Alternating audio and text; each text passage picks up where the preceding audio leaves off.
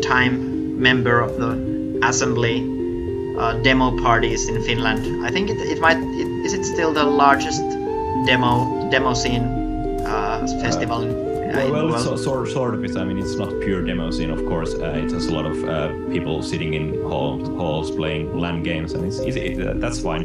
But I mean, it's one of the longest running, at least. I mean, it was first held in 1992, actually before I was even born. So it's as old as we are. So Yeah, that's really amazing, because I'm not really familiar with the demo scene, but a lot of really cool both visual effects and audio have come from there, from what I've seen, and it's like a whole new world.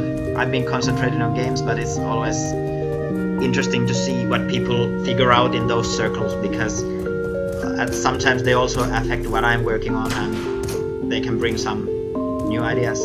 yeah.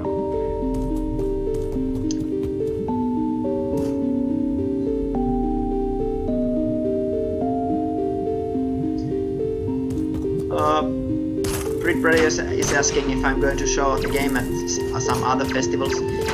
I'm not much of a traveler, so I've tried to kind of avoid having to go into different events such as PAX or so on.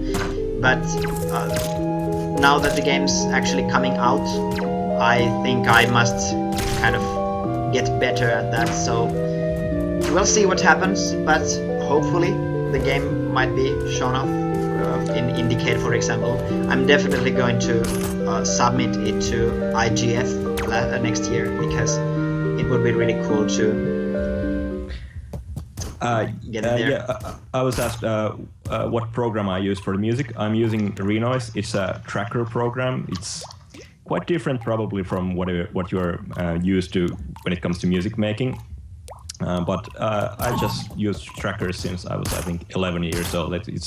For me, it's really intuitive. You can think of it as like a spreadsheet, Excel spreadsheet for making music, and a lot of older game music was done in trackers and similar programs or similar schemes.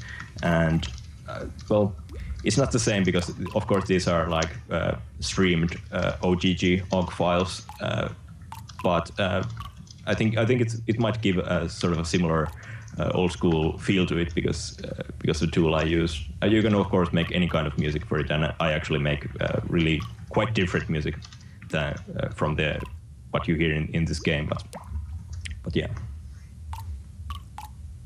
Yeah, I've only myself made music on some trackers. I don't know anything about making music, so it's always really amazing what kind of stuff Nobi comes up with. For example, this is probably one of my favorite tracks in the entire game. Yeah, this is the first track that was actually finished for the game.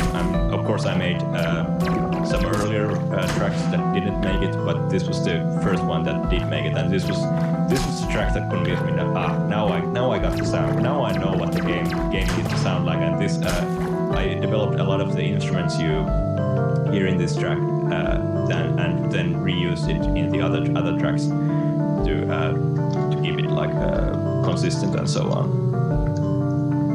I think this was made in late 2013, I think, and yeah.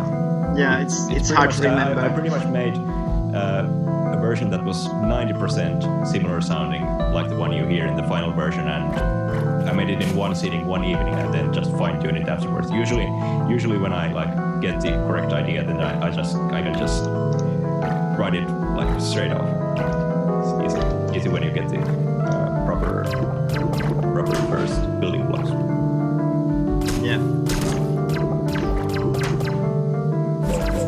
Yeah, it's been interesting. Like, I haven't seen that many like early versions of the musics, but still the things I've heard have been really interesting in that since the game has been in development for 3 years, there has been time for the musical styles and like some atmospherical decisions to change over time. By the way, do you feel like, of course, I mean, I really kind of feel bad that I didn't really play the game too much. I didn't have the time to play too much and while making the music. So do you feel like the music I made influenced your the mood of certain areas or your design decisions or so on? Well, I think mostly I got the tracks at places where I like late enough that I had already designed most of the areas. But yeah, now that you mention it, I definitely kind of, if nothing else, my kind of views about the area, certain areas change a lot. For example, the area in the volcanic sector, which we passed some time ago, the music arrived only like not about 2 weeks ago. It was the last track made for the game.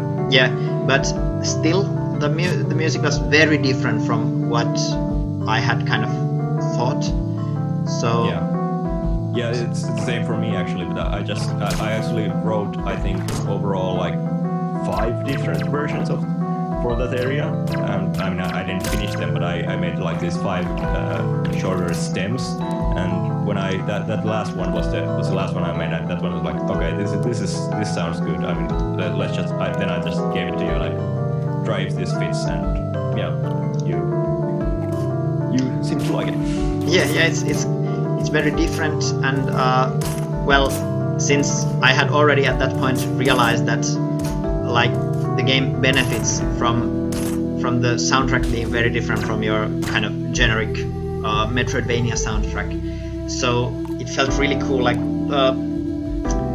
well, that's the music of that volcanic area is fantastically creepy, and it kind of that's ominous. So yeah, I like those aspects. Capsule Hero is asking, are you able to get immersed and have fun in your own game even after spending so long after making it? Well, I think the biggest problem when playing a game you have made yourself is that you're very critical to it. You can see all the little flaws, and it's very hard, especially when I watch someone else play the game. It's very hard for me to prevent myself from kind of commenting about, oh sorry about that, that's a bug, I'm going to fix that. Oh, that's kind of stupid, but I like to do it. Like I constantly get the feeling that I should apologize for some design decisions and so on. So it can be kind of hard to enjoy the game yourself. But then again, I think during the design process I've kind of learned to enjoy some specific areas a lot. And there are some kind of visual choices that I really like. For example, some that I kind of accidentally got right in my opinion. So when I see them, I think like, oh, I'm really glad I tried that random thing because now it works better. I really like this area now, even though I didn't like it that much at first. So it's a very important factor in that. Now when I play the game, I can enjoy playing it because I've learned to kind of accept that it's not perfect. But there are some areas that I especially like to kind of visit because I think they have like very unique feeling, or there's something visually about them that I succeeded in. For example, like really small thing, this algae here, if I pronounced that correctly. I believe you do. Yeah, at first this room had no like grass, no like plant life there. So when I at some point thought that, oh, I want to add something and just sprited these algae, I was really happy at how they turned out, and in the end that kind of random idea of I want to decorate this place made it look much better. Another thing is that I love glass tubes. The game has a lot of glass tubes and I love them every time I see them. Actually, regarding the question earlier, I had really I was really like fearing, like, because it's really important to me that there is sort of this marriage between the actual game, the visuals, and the music. And of course, I'm mainly talking about the music side. That it would like really work in the end. That this marriage would work. And I was really, when I tried it and saw the people playing it, and now I'm seeing you playing it, I mean, I really feel like yes, this worked.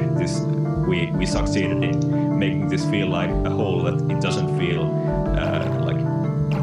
like some parts don't fit to it. It really feels like this world of its own. So that's one of the most important aspects to me in all games, and it's really great that we also succeeded in that. Yeah. Yeah, it's kind of, well, it's always partially luck if things work out or don't, but I think we were lucky this time. We certainly had some luck, but I think it was also, well, I think we had sort of an understanding of one another, like what kind of aesthetics we both appreciate, and that's sort of, if not consciously, then at least subconsciously helped us work through the project. Yeah, it's true. I think it tells something that we both, as far as I remember, you enjoyed La Mulana as well, so that might... It's one of my favorite games. Oh no, I died. I think that kind of already tells something that we might have something common when it comes to game design. Yeah. Yeah. There are some questions. The chaotic law. Jellyfish, they burn. They are vicious. I wanted to depict them in a very realistic manner. And Britt Brady. I have always had like several projects going. I think Nobi does that as well. It's yeah. Well, I'm not working on any games, but yeah, I'm something. If you want, I'll save the advertisements for later. But yeah. Yeah, but okay. Be ready to tell it when it's the time. Yeah. But for these past maybe 12 or 13 or 14 years I've been making games, I've always had the kind of design process of having tons of different ideas in my head at any given time. So even while working on Environmental Station Alpha, I actually finished one full game, The Crown, which can be found on my website. It was kind of a hard Spelunky style mining game, and then I finished several Ludum Dare games. I think it's kind of relaxing to sometimes take time off and work on other stuff, so I always kind of think of new ideas. Of course, in the past, this has caused the problem of making me lose focus and start working on other stuff instead of finishing the game I started working on. But it also has the benefit of giving a lot of directions to go to. Currently, I have one game that I'm working on that I really want to finish. It's not close to being finished, but I think it might become my next kind of main project. Then is it being made in Multimedia Fusion 2? Yeah. Unfortunately, I recall you're like promising that you'll never do anything with this horrible ClickTeam product again. Oh well, yeah, and I wish I had kept that promise, because the game I'm working on has stuff like custom zooming and all kinds of trigonometrical stuff that. That's always difficult. Yeah, it's not that impressive on its own, but it's really hard to make in Multimedia Fusion. I really wish I hadn't started working on it with Multimedia Fusion. Grog is asking, how did you get started in games? On third grade in primary school, a friend of mine asked me if I want to make games. I had wanted to make games until then because my cousins had Super Nintendo and I played it a lot. And my friend asked if I want to make games, and we made some really horrible Space Invader-like games in Game Maker. And then when I met Game Maker, I started working on it. I couldn't use the Game Maker script language, but eventually I learned about the Games Factory, which is like the predecessor of Multimedia Fusion, and started using that. And then I just slowly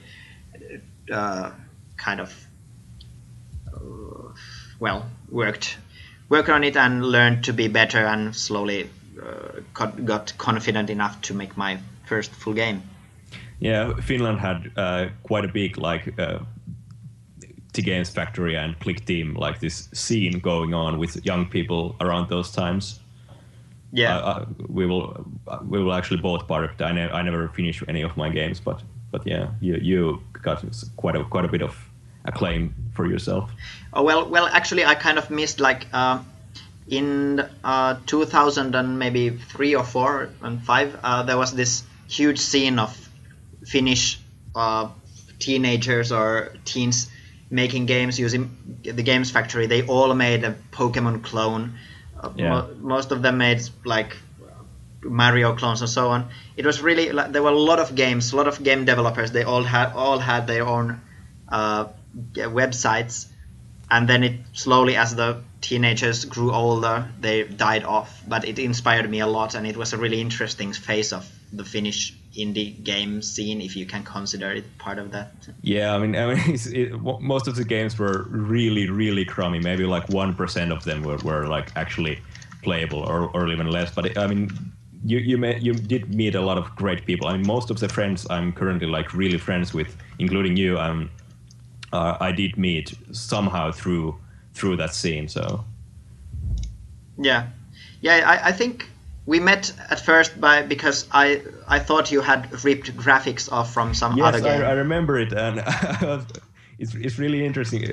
Good to know that you remember it too. I mean, it was a mutual friend of ours who gave one of my game projects to you, and you thought that something in the game graphics-wise was sort of ripped, and I sort of admit it was sort of ripped. It was, or quote-unquote, heavily inspired. Yeah. Well, we basically that way got into talking, and eventually you asked for some music for your projects, and well, here we are.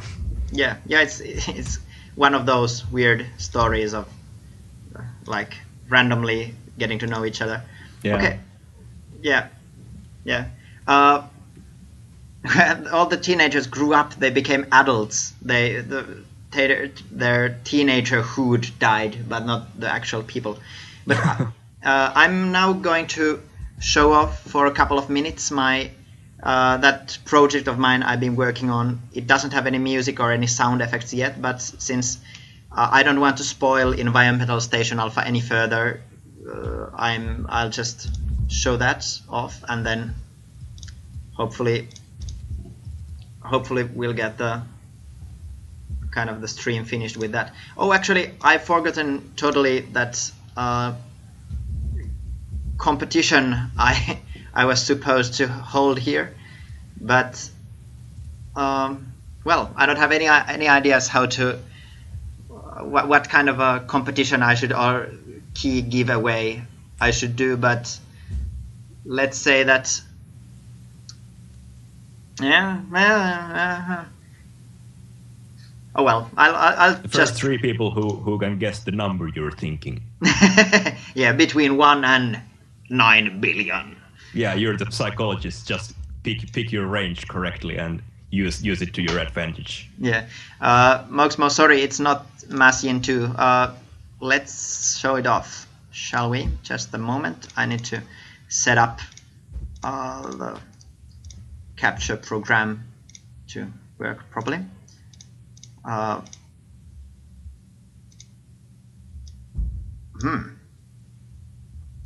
Okay, well, hopefully it will work. Basically, the idea of the game is that oh wait. We have a white screen. Well, yeah. Yeah, it's for some reason it's white, but I think it's going to work. The idea of the game is that you are a lone airplane rider or driver.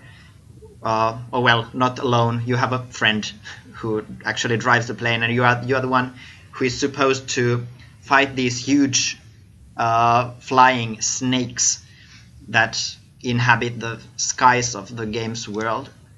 And the idea is that the player, there's like all the enemies are puzzles in a Shadow of the Colossus kind of way, and you have to figure out how to damage them.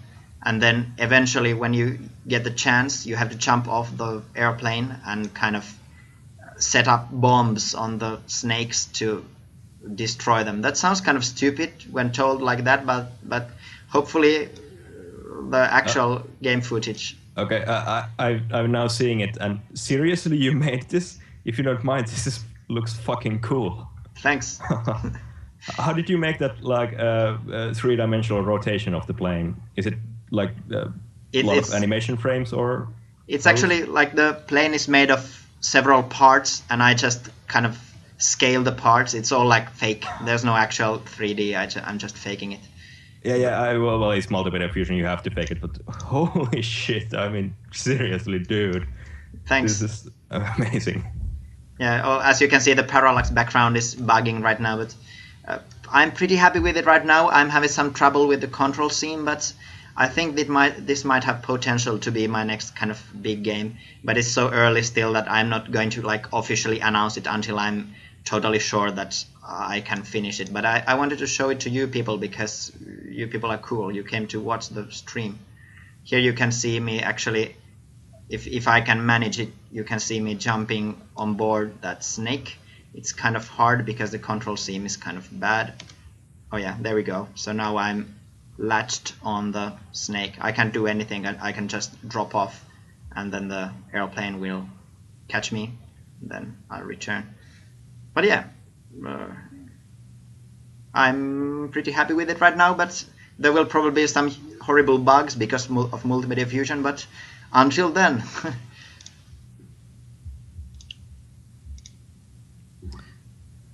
Wowee. Okay, so I think it's time to end this stream because I need to implement those final bug fixes, and I have to publish the official release trailer. There's yet another trailer coming on. Yeah, my friend told me that I really need a release trailer because of stuff. So I think I must oblige to that, but yeah, hopefully it will be worth it.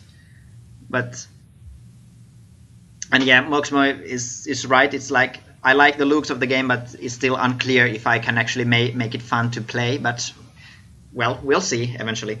Anyway, for the last thing of this stream, thank you everyone for watching.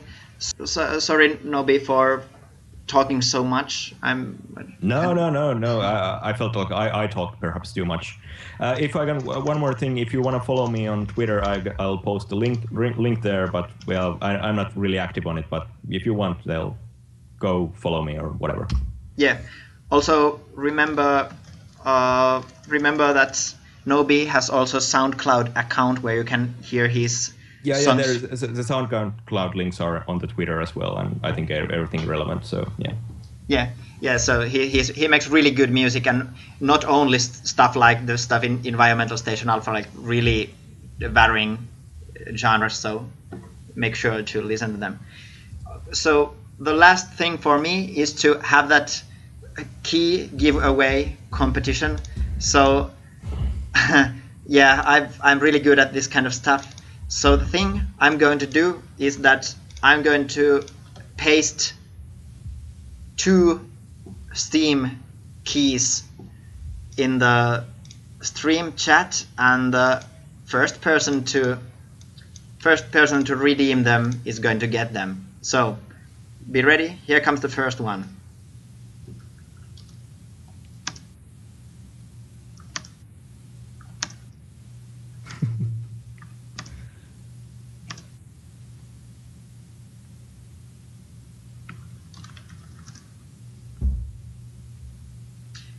And then and then you can redeem it when the game is released. It's like a normal key. It's not activated just yet, but it will be eventually. And then for the second key,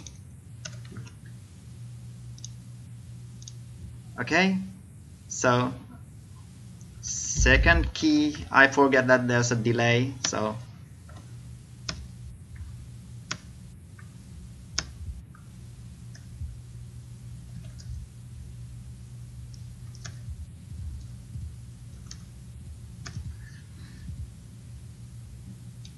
okay,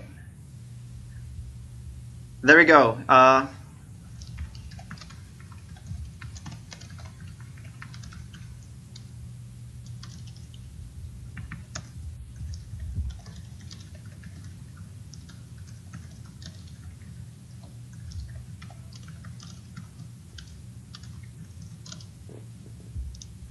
I'm going to link your Twitter account again because I spammed the whole chat too. Yeah. I already got like 2 followers. I noticed, but yeah, well, whatever. Yeah, well, it's good to advertise. Yeah, I guess in the age of this social media and whatever.